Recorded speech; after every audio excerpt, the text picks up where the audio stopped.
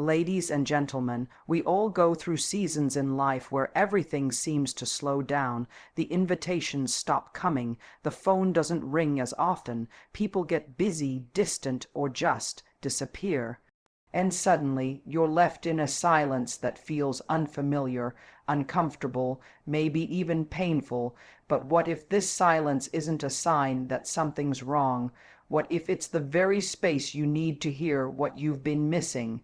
Tonight, I want to speak to those of you who feel stuck in that quiet season, the space between what was and what's coming next, because what you're standing in right now, it's not emptiness, it's power waiting to be discovered. Let's talk about it. Let's talk about the strength you build when the world goes still. We live in a world where attention has become currency. A like, a reply, a heart, a double tap. These tiny notifications give us a temporary high, a fleeting sense of worth. It's easy to mistake them for something deeper. It's easy to believe that if someone's watching your story, they're somehow part of your life, that if someone replies to your post, they care about your soul.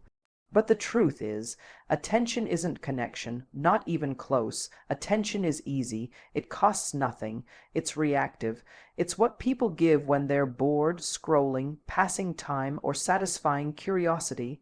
It doesn't require effort, vulnerability, or investment. It's often inconsistent and surface level. A person can give you attention without ever truly seeing you. They might look at what you do, but they don't understand what you feel. They might compliment how you look, but they don't care how you're really doing. Connection is something else entirely. It's slower. It's intentional. It asks questions and waits for the answers. It doesn't just show up when you're on a high or in the spotlight. It stays around when you're quiet, when you're hurting, when there's nothing exciting to offer. Connection doesn't need your highlight reel. It craves your truth, and that's why it's so rare. So many people settle for attention because it's available. They stay in conversations that go nowhere. They entertain messages that never ask anything meaningful. They hold on to people who show up sporadically, just enough to keep hope alive, but never enough to create real presence. It's a cycle of low effort, low return, and high emotional cost. The dangerous part is that attention can feel like connection when you're lonely. When you're in a place of need, even the smallest breadcrumb feels like a meal. Someone checking on you after weeks of silence, someone flirting with you without following through, someone laughing at your joke but never asking about your day. And because we're wired to crave closeness, we sometimes take what we can get, even if it leaves us empty afterward. But what we forget is that attention often centers around them, their timing, their needs, their comfort.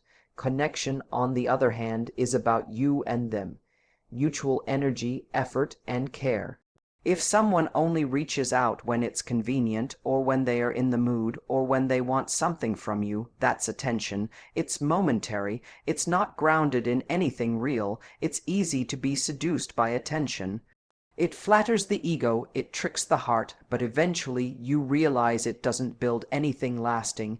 You can't rely on it, you can't grow with it, you can't build a safe emotional home with someone who only shows up when it's sunny.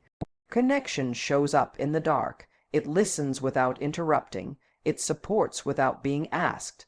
It notices what you don't say and leans in when you try to hide. It's what you feel in deep conversations, in shared silence, in consistent presence.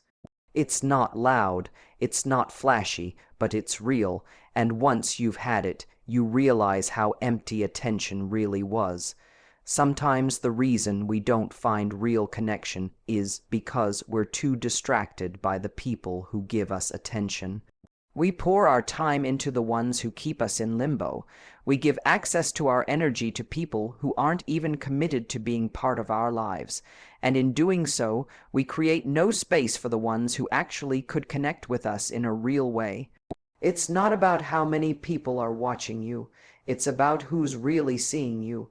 When you start honoring that difference, when you begin holding out for connection instead of feeding off attention, you change your life. You stop mistaking noise for intimacy. You stop thinking someone's presence in your notifications means they have a place in your future, and you start to walk away from anyone who shows interest without investment. You deserve more than attention. You deserve someone who stays when you're quiet, who sees you when you're tired, who remembers the things you never said out loud, someone who makes you feel safe, not just seen. That's connection, and that's what you're really looking for, even if you've been settling for less. There's a difference between going after what you want and chasing something that's not choosing you back.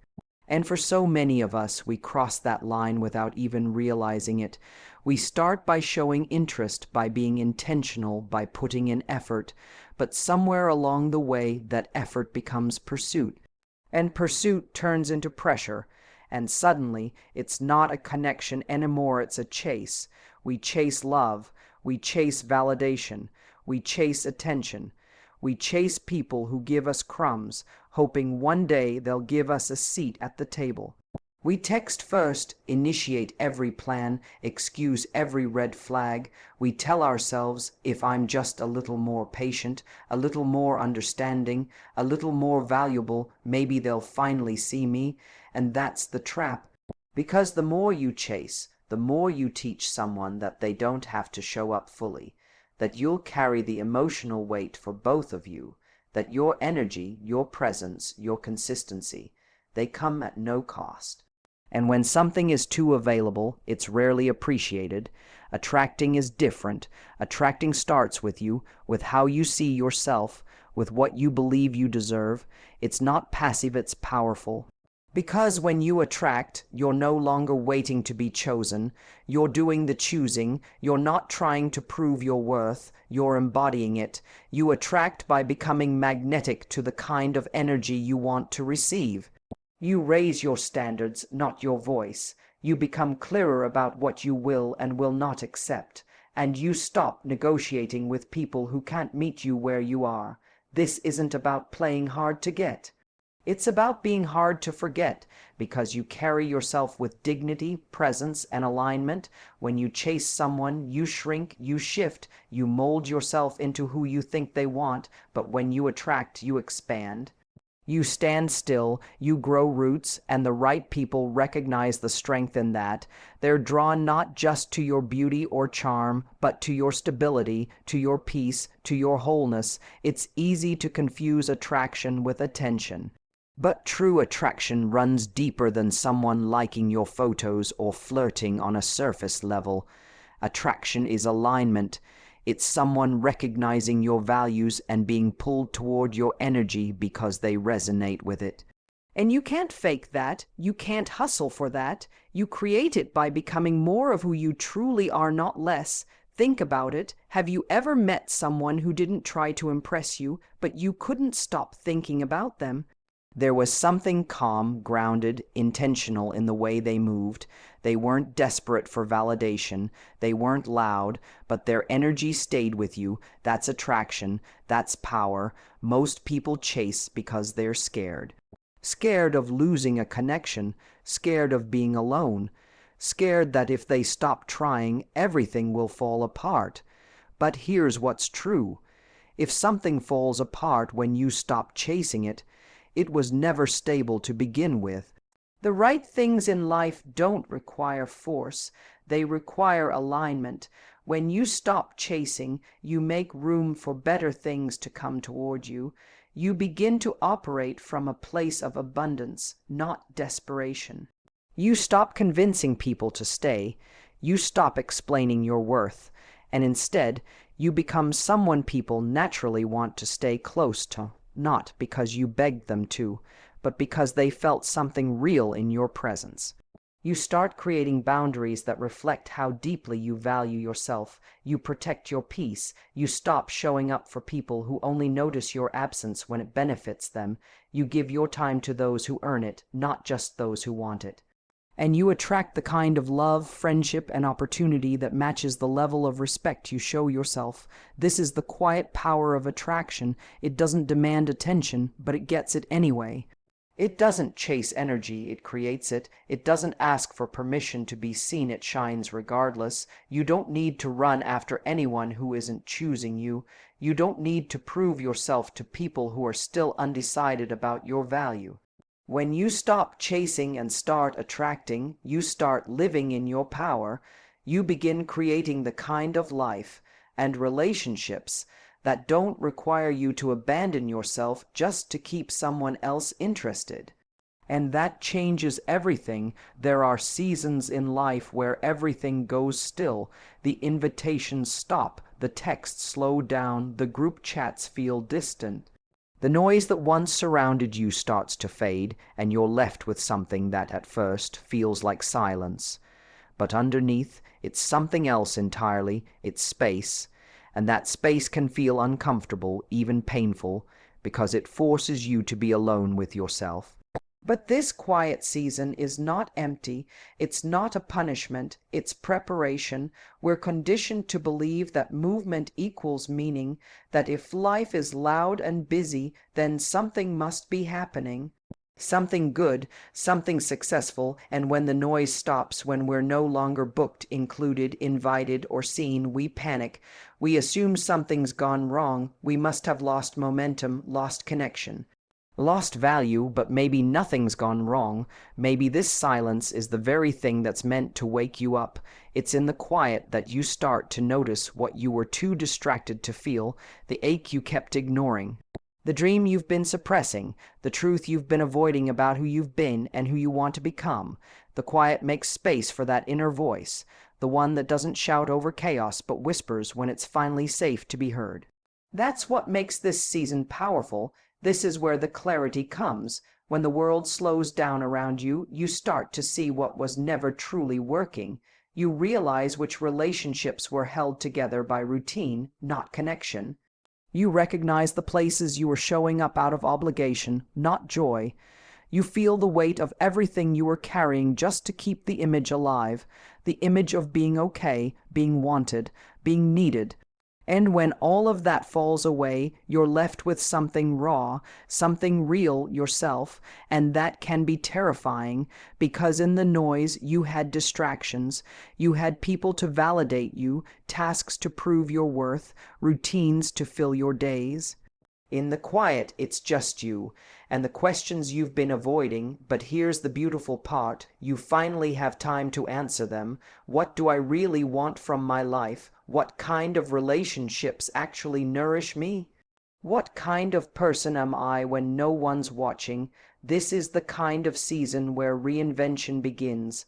Not because someone tells you to change, but because you finally have the space to listen. You don't have to shout to be heard anymore. You don't have to perform to feel accepted. You get to drop the roles, the masks, the expectations, and meet yourself as you are without needing to prove anything. Some of the greatest growth you'll ever experience will happen when nothing seems to be happening. When you're not getting recognition, not achieving milestones, not being celebrated by anyone else, because in those moments you begin to build something far more important than a reputation. You begin to build roots. You begin to sit with your discomfort instead of running from it. You begin to appreciate the simplicity of your own company. You begin to understand what peace feels like, not as a concept, but as a lived experience. And when you find peace in the quiet, you stop needing chaos just to feel alive.